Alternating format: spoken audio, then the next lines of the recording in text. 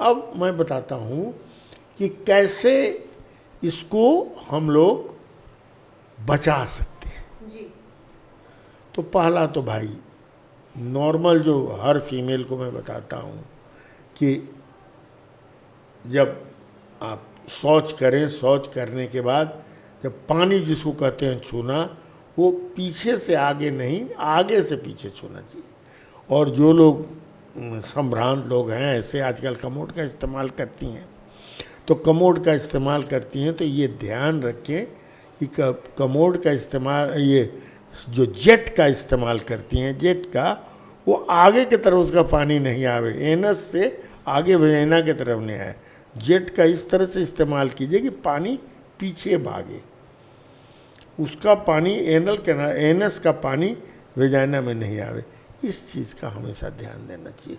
जो लोग tissue paper use करते हैं वेस्टर्न कंट्री में, उनको आगे से पीछे टिश्यू पेपर यूज़ करना चाहिए, पीछे से आगे नहीं।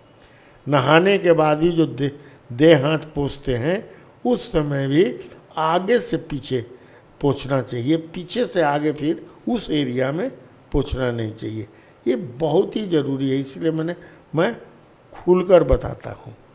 उसके बाद जो पहनती हैं, मान लिया प्रेगनेंसी में तो मेंस्ट्रुएशन होता नहीं है, लेकिन प्रेगनेंसी में जो कपड़ा पहनती हैं, अंडरवियर या अंडर, ये उसको कम से कम दिन भर में 2 बार बदलना चाहिए। क्या कि उसमें पसीना वसीना हुआ, ये हुआ, और फिर एनल कनाल बगल में है, सारे गंदी है, तो इन्फेक्शन अंदर चला जाएगा।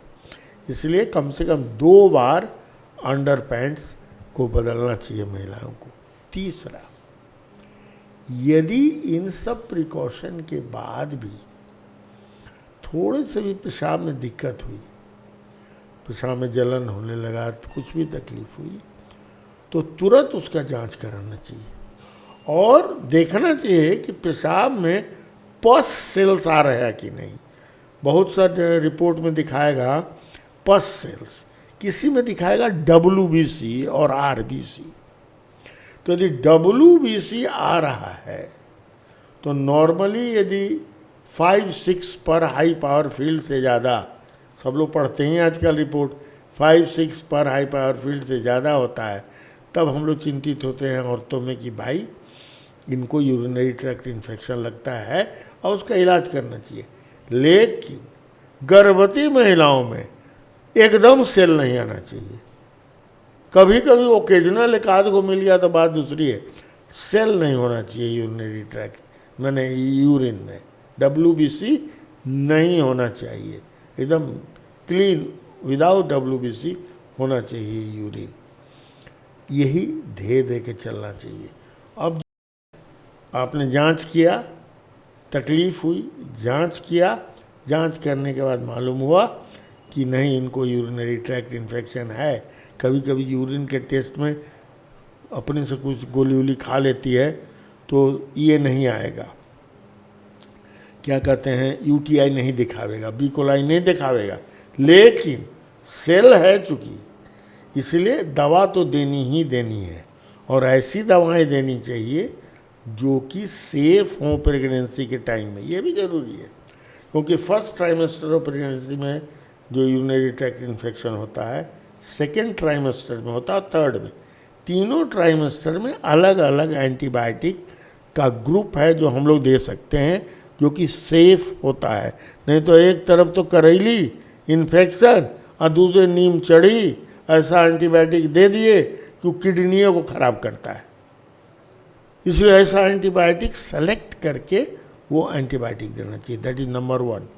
नंबर 2, जब तक यूरिन एकदम स्टेराइल नहीं हो जाए, WBC उसमें से ख़त्म नहीं हो जाए, तब तक उसको जो है इलाज करना चाहिए और फॉलोअप में रखना चाहिए।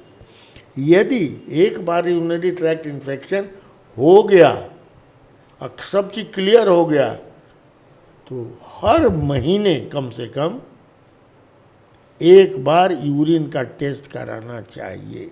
क्या कि कभी कभी साइलेंट इन्फेक्शन रह जाता है, कुछ सिम्टम नहीं बुझाएगा, साइलेंटली रहेगा, साइलेंटली ऊपर चला जाएगा, साइलेंटली सब तरह का प्रॉब्लम करेगा। इसलिए उसको फॉलो अप करना चाहिए महिला को, और वो हर महीने कम से कम यूरिन का टेस्ट करावे और अकॉर्डिंगली उसका इलाज होना चाहिए।